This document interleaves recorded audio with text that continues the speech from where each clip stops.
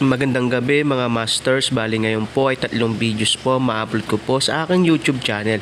Tama nga mga masters, 3 videos nga po ma-upload ko po. Yon, what's up mga masters? Nandito na naman tayo sa panibagong araw, panibagong kabanata na naman ang pagsasama-samahan natin ngayon guys.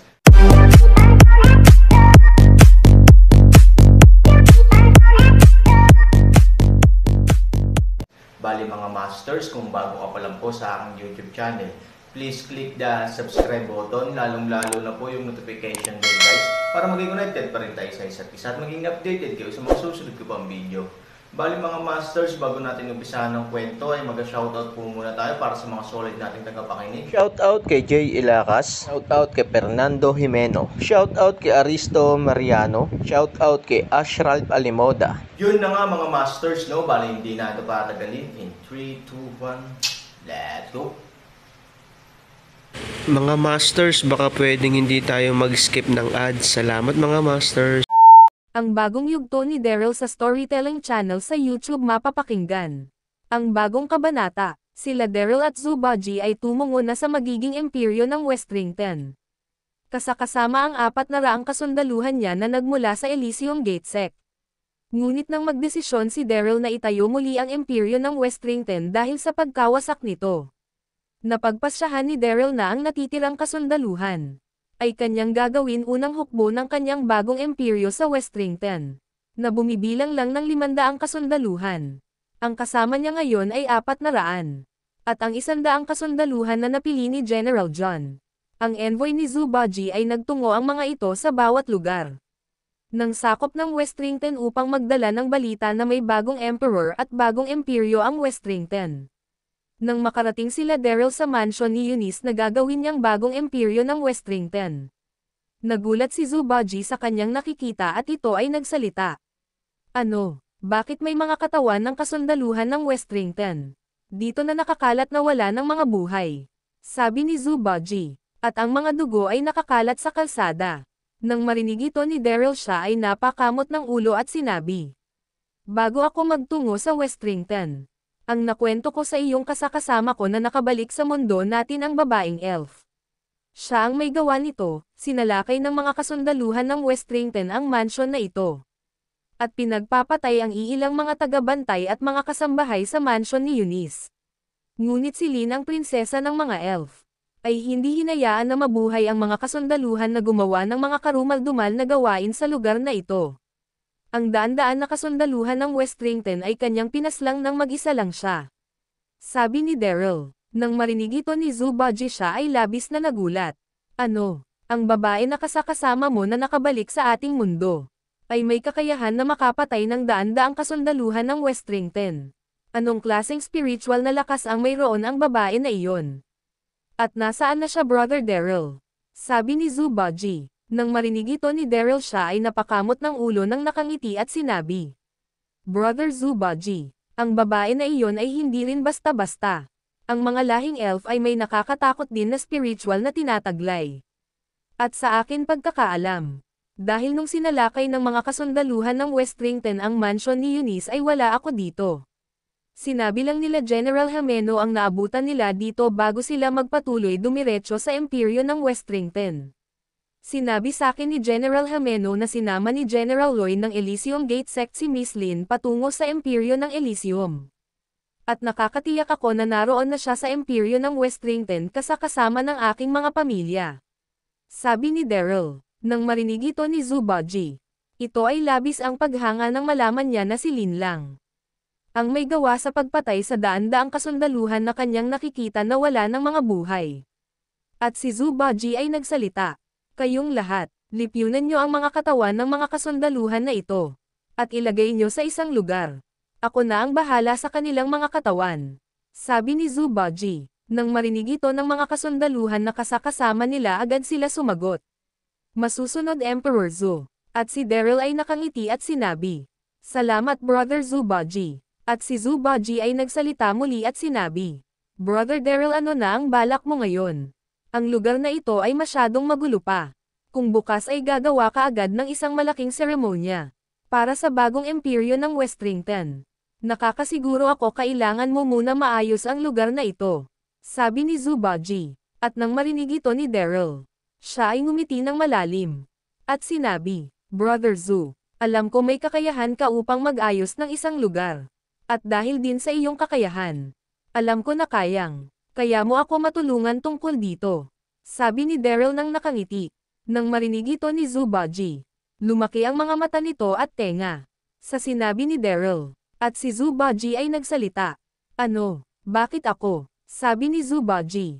At si Daryl ay maya-maya ay lumapit kay Zubaji at sinabi, hindi mo ba ako hinahanap nang ako ay nawala sa ating mundo ng mga nagdaan na mga taon? Isa lang naman ang aking hiling sa iyo, aking mabuting kaibigan na tinuturing kong kapatid. Hindi mo ba ako mapagbibigyan? Sabi ni Daryl sa naglalambing na tono. Nang marinig ito ni Zubaji, bigla na mula ang mga muka nito.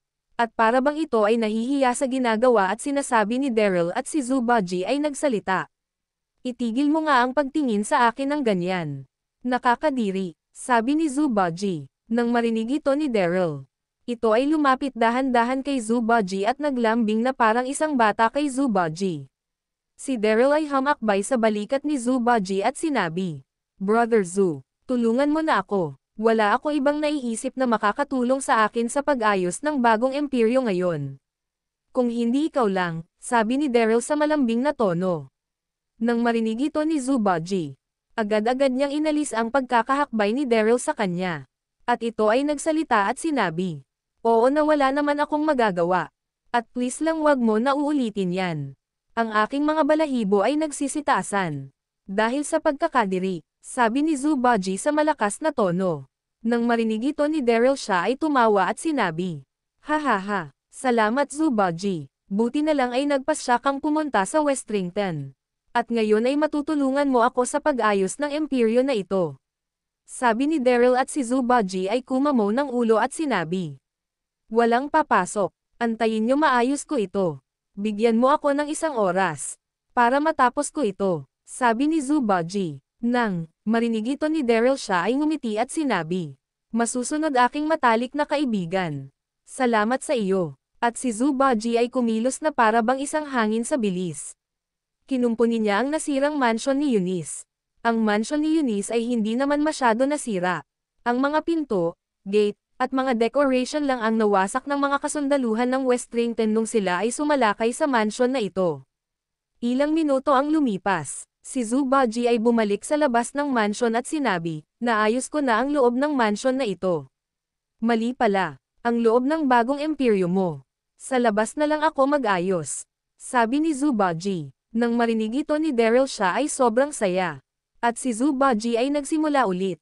At ito ay lumipad papalayo. At tumungo sa kabundukan.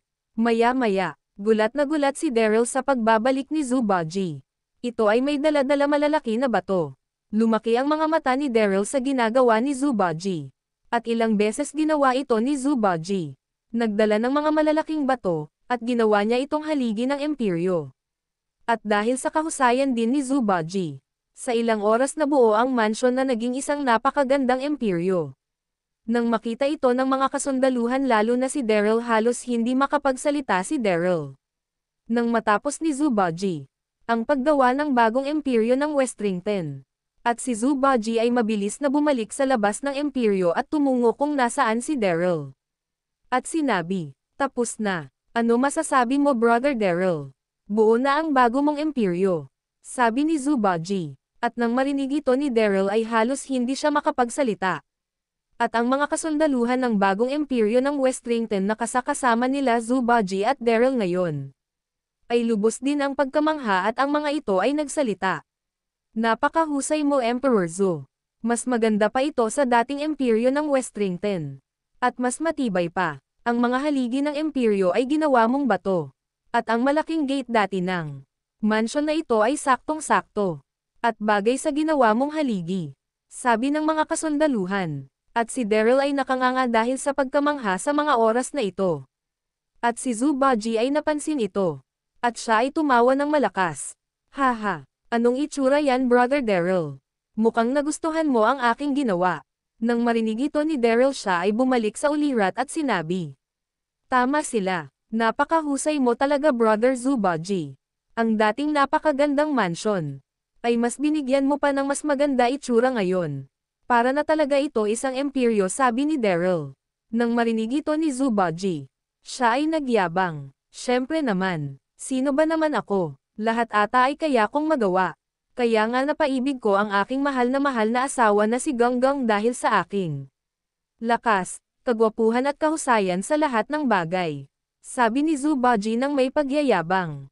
Nang marinig ito ni Daryl, ito ay napakamot ng ulo at sinabi, "Oo nga pala Brother Zu. Kamusta na pala si Ganggang?" Sabi ni Daryl. Nang marinig ito ni Zubaji, siya ay nagsalita, tulad pa rin ng dati. Ang kanyang puso ay matigas pa rin. Ngunit minsan siya ay malambing. Ewan ko ba sa aking mahal na asawa? Sabi ni Zubaji habang nakamo sa kanyang ulo. At si Daryl ay tumawa. Halika na nga tayo nang pumasok sa bagong imperyo ng Westrington. At si Daryl ay nagsalita. Kayong lahat, alam ko ay pagod kayo at mga gutom. Halika na kayo sa loob at tayo ay kumain. Kainin nyo ang mga pagkain na mayroon dito. Sabi ni Daryl. Nang marinig ito ng mga kasundaluhan ng bagong imperyo ng Westrington, sila ay mabilis na nagsipasukan at ang mga ito ay nagsaya. At sila Daryl at Zubaji ay nasa likod ng imperyo ng bagong Westrington at nakababad sa maliit na swimming pool. Habang nakababad sila Zubaji at Daryl, si Zubaji ay nagbiro. Napakaganda ng lugar na iyong napili na gawing bagong imperyo ng iyong Westrington. Mayroon pa itong maliit na ilog sa loob nito. Paano nagkaroon ng maliit na ilog dito?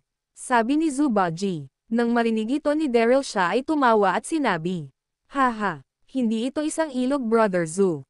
Ito ay tinatawag na swimming pool. Tama ka nga, maganda ang lugar na ito. At maganda din talaga ang pagkakagawa sa mansion ni Eunice. May konti ka lang binaygo. Pero mas naging maayos. Salamat sa mga tulong mo Brother Zubaji." Sabi ni Daryl ng seryoso. At si Zubaji ay nagsalita. "Hindi ka ba magtutungo sa imperyo ng Elysium Gate? Alam ko na nag-aantay sa iyo ang iyong pamilya sa pagbabalik mo sa imperyo ni Ambrose." Sabi ni Zubaji. Nang marinig ito ni Daryl, siya ay nagsabi, "Brother Zubaji, hindi na muna. At bukas na bukas din. Sila ay magtutungo dito. Magpapadala ako ng isang liham na nagsasabi sila ay inimbito ko sa bagong imperyo ng Westrington. Magpapadala ako ng imbitasyon sa lahat. Ang New World, Elysium Gate Sect, Assassin Sect, Incandescent Sect, South Cloud Continent, Roland Continent, Holy Sect, Miss Loren, Great East Continent, World Universe. Syempre hindi mawawala ang North Mona. Sana ay masama mo bukas dito si Ganggang Brother Zubaji." Sabi ni Daryl. Yun na nga mga masters, no? Bali panibagong kabanata na naman yung natapos natin ngayong gabi. Muli, maraming salamat po talaga sa walang sawang suporta po sa aking YouTube channel na talagang inaabangan nyo po ang bawat upload ko po. Bali mga masters, magkita-kita ulit po tayo bukas ng gabi at ngayon po ay magpapaalam po muna tayo. Bali mga masters, bye-bye!